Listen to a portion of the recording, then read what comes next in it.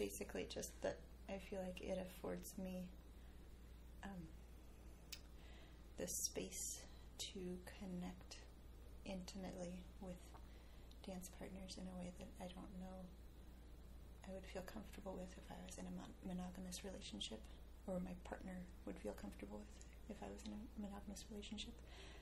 I've talked with several people who are in monogamous relationships and don't know that I'm poly, and I talk about dancing a fair amount, and they're like, oh,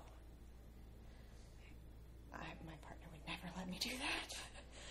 You know, because of how intimate and connected it is with somebody besides their partner. Yeah.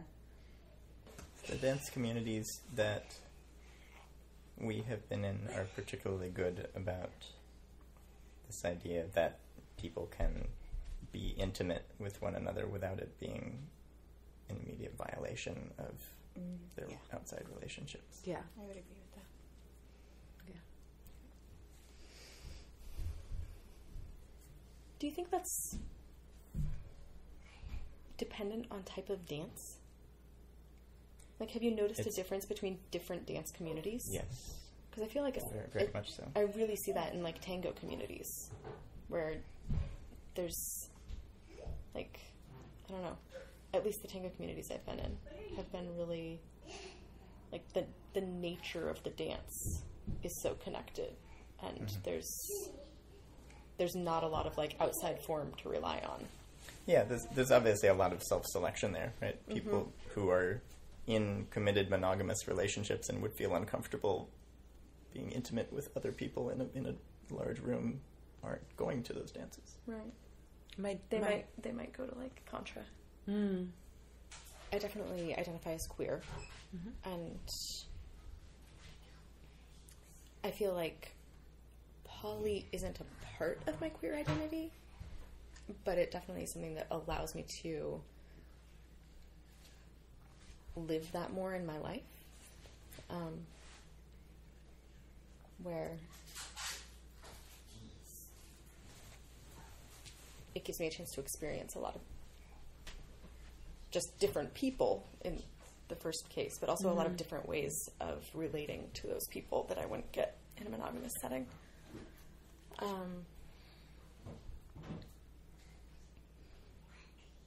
And I'm trying, like, I don't have the right wording for it, but I feel like I do have kind of self-identity as a rationalist person who believes in science and believes in logic, and that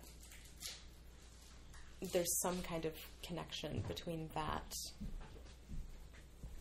and the idea that you can, like, work with your emotions.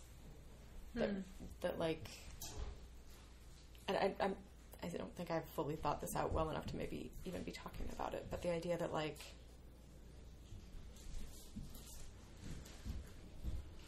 you can think things and you can feel things, but your feelings aren't the be-all, end-all of truth. And I feel like there's some amount of overlap between those identities for myself. Maybe like, part of that is that having that belief system is what allows you to practice non-monogamy or practice polyamorous, I'm not, whatever. But I feel like there's some overlap there of, like, I am a thinking creature who can use my logic in all situations. And that's not like feelings aren't important. Like, I'm not one of those people. But yeah, maybe that's all I have to say. I'm talking in circles. Sounds like you're like thinking out loud. Like yeah, that's working I'm through. Like thinking about identities. And I have a kind of, it doesn't have an easy name to it, but like an identity in myself as someone who is based in community and helps form community and does things to strengthen and grow community and making connections between people and supporting connections as kind of a broader community. I feel like that's something that I do well and that I consciously try to do. And I think poly fits into that. Yeah. In, like, it's one of the layers of my community are these people who are my lovers and their relationships to each other, and kind of that web of support and interconnectedness. What is the intersection between your poly identity and your professional identity?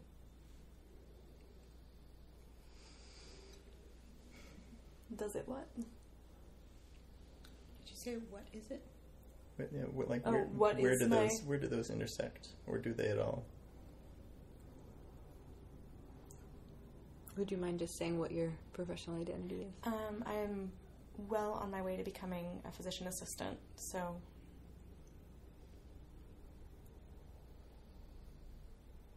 somewhere in between healer and technician.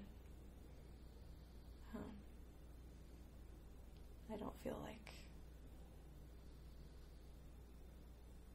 I'm optimistic enough to go all the way to healer. I have some level of realism about what my job actually is. That sounds really judgy.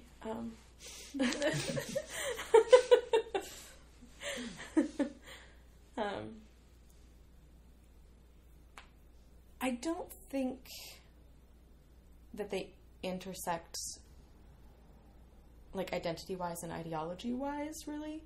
I think that there's some intersection just because it's my life. You know, I have historically been moderately out at work. I expect that to continue. Less out of a philosophical standpoint than a terrible inability to keep secrets. Nice. You are who you are. I am who I am. But, you know, I can also really see the benefit of, like, I don't really see myself being happy in a workplace where I can't have some ability to express my personality and who I am. And it's obviously, like, not something I'm going to be bringing up with patients. It's not. But, like, with the people who I see every day and who I talk to about my life, that's something that I tend to be out about. So I think it intersects in that way. Do you have an intersection between your professional life and your poly identity? I don't think so. I mean, I think I'm fortunate enough to be to be working in a place where if I discussed these issues with anyone, it would be totally fine. That said, I generally just don't. I mean, they're not secrets, but, you know, these aren't questions that people ask me at work, and I don't tend to bring them up. Sure, yeah. What about non-professional identities? Since we've been here, I haven't done much else in terms of developing my life. We had a lot of things going on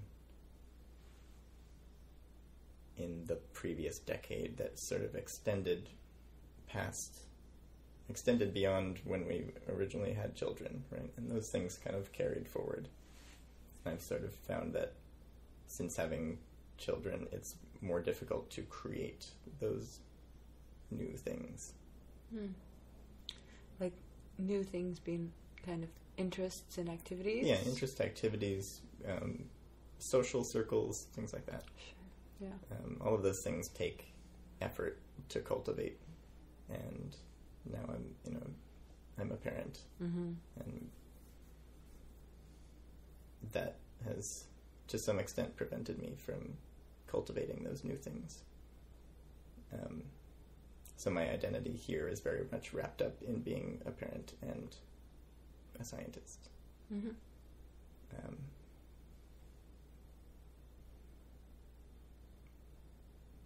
But the intersection of open and parent is one that we could definitely discuss. Although I'm not sure exactly where to begin there. I mean, I think with children, it's easy, right? Like it's not. With children, you explain what you do. You talk about your lives to your kids, and they accept that for what it is, and they learn about the things you do that work and the things you do that don't work. with kids, their normal is normal, and they like with the little ones. It's only later that you start to get the like broader societal stuff, and we haven't hit that point yet. How old are your kids? I have one daughter, and she's 6. Ah, okay, yeah. So every once in a while, I make a point of asking her what she thinks grown-ups do on dates, just to see what she says. Question.